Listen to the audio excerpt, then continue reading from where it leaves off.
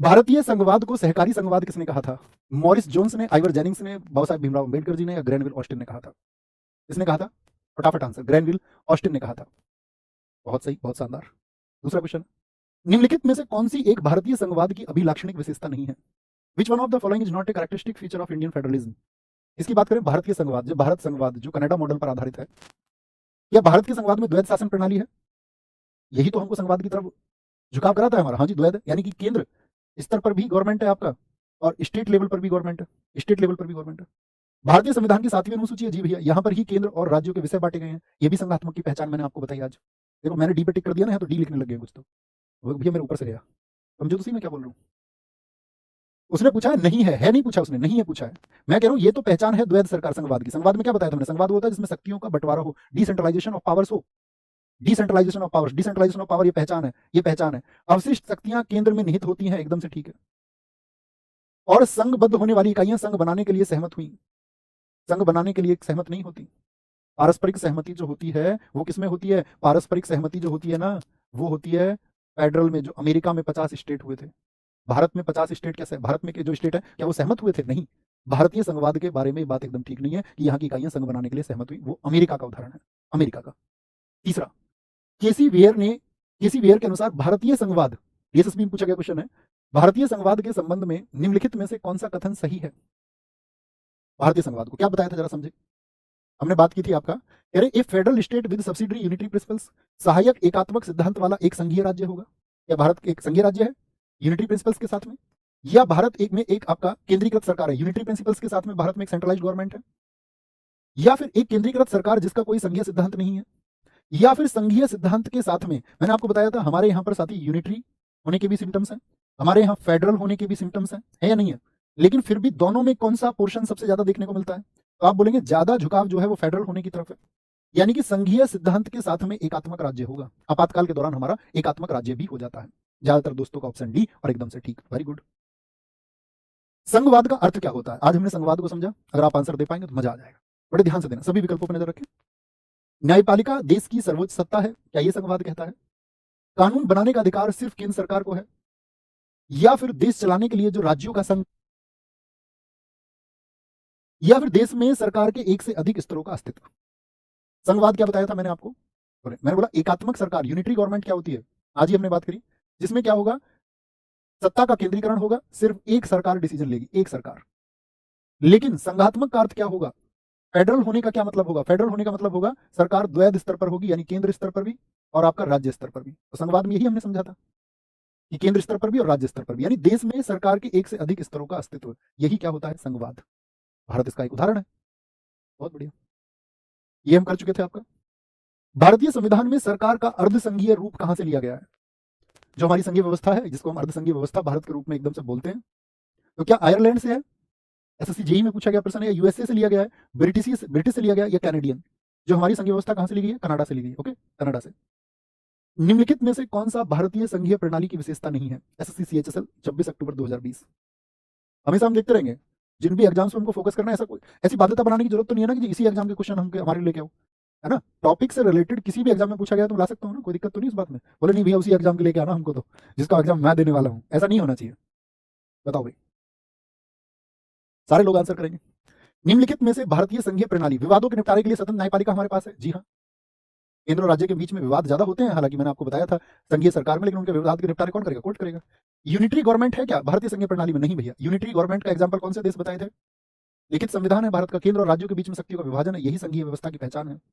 तो एक बार कमेंट करके जरूर बताना। टिपिकल सा टॉपिक था, लेकिन अगर 60-70% भी समझ में आया तो बड़ी बात है। जिन्होंने ध्यान से सुना होगा उनको ऐसा कुछ है नहीं जो ना समझने लायक हो। तो कितने प्रकार की ये बताएंगे? 3 प्रकार। कौन कौन से? विधायिका, कार्यपालिका और न्यायपालिका। भारतीय संविधान के अनुसार सरकार के 3 अंग, निम्नलिखित 3 अंग है, निम्नलिखित में से कौन सा अंग नहीं है? सीएचएसएल एग्जाम का प्रश्न है, बताओ।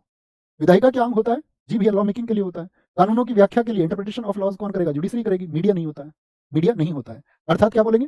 केवल 1 और 3 ही है, केवल 1 और 3 जो कि सरकार के अंग है। ओके, सरकार का वह अंग जो मुख्य रूप से कार्यान्वयन और प्रशासन के कार्यों को देखता है, उसको क्या कहते हैं? कार्यान्वयन। एक टर्म आपको पकड़नी थी, क्या बोलेंगे आपका? कार्यान्वयन कौन करेगा? क्रियान्वयन या कार्यान्वयन कौन करेगा? आपका एडमिनिस्ट्रेशन, वो कार्यपालिका देखेगी आपका। एनटीपीसी एग्जाम में पूछा गया क्वेश्चन। न्यायपालिका के बीच शक्ति के वितरण को क्या कहा जाता है? जो हमने कार्यपालिका, न्यायपालिका या विधायिका में जो शक्तियां दी उसको कैसा वितरण हम कहेंगे आपका? तो शक्ति का क्या वो आपका साथी लेटरल डिस्ट्रीब्यूशन था, क्या वर्टिकल था? आप बोलेंगे भैया हॉरिजॉन्टल था, शक्ति का क्षैतिज वितरण था। भारतीय संविधान राज्य के 3 अंग, 3 फंक्शंस होते हैं। कौन से 3 ऑर्गन्स हैं आपका? एक तो लेजिस्लेचर हो गया, एक एग्जीक्यूटिव हो गया और एक जुडिशरी हो गया। ये शक्तियों का बंटवारा सुनिश्चित करता है। क्या सुनिश्चित करता है बताएं? राज्य के किसी भी अंग के द्वारा सत्ता के दुरुपयोग को रोकना, प्रत्येक अंग एक दूसरे पर अंकुश रखता है, सहकारी संघवाद की भावना को मजबूती देना। बताएंगे तो क्या बोलेंगे? तीनों अंगों के बीच सत्ता का एक संतुलन बना रहता है। ऐसा थोड़ी एक दूसरे पर अंकुश लगाने के लिए, कंट्रोल करने के लिए बनाए गए, नहीं भैया।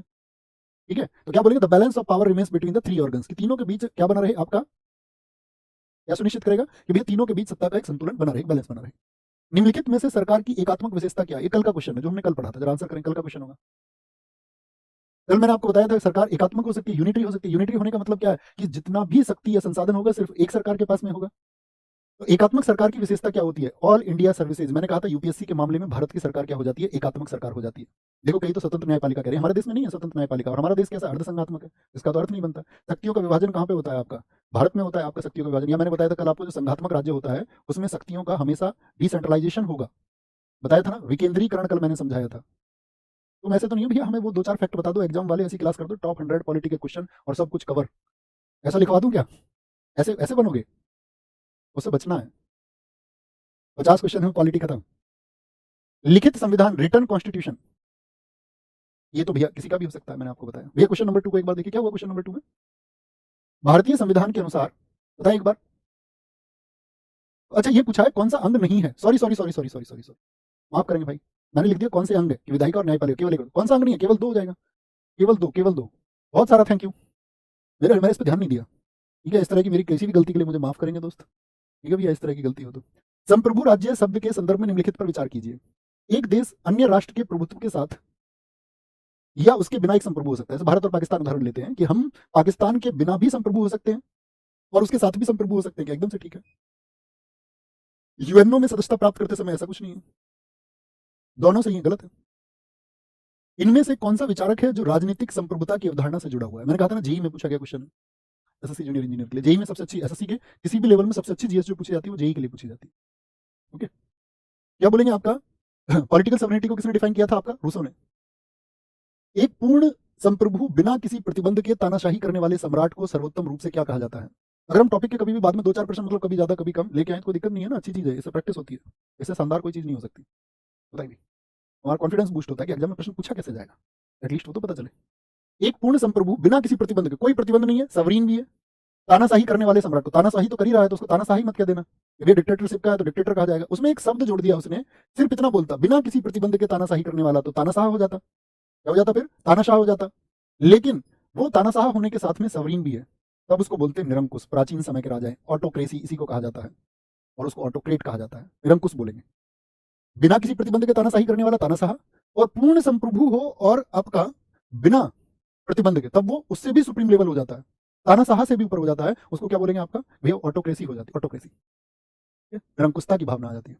भारतीय संविधान है क्योंकि आंतरिक और बाहरी मामलों में निर्णय लेने का सर्वोपरि अधिकार, यानी कि मैंने आपको समझाया आज ही, इंटरनल और एक्सटर्नल, यानी कि इनर और आउटर सवरीन हमारी कंट्री है, क्योंकि कोई भी बाहरी शक्ति भारत सरकार को निर्देश नहीं दे सकती। वैसे थोड़ी हम अमेरिका के हिसाब से काम करेंगे कुछ, ये पाकिस्तान जो कह देगा हम उस हिसाब से काम करेंगे, नहीं भैया, हम बाहरी संप्रभु हैं। देश से बाहर के जो डिसीजन है उनको हम ना मानने के लिए भी अमेरिका ने क्या बोला, हम संप्रभु, हम डिसीजन लेंगे कि हम नहीं करेंगे इस चीज को, तो क्या बोलेंगे? इसको बोलते हैं सॉवरेनिटी।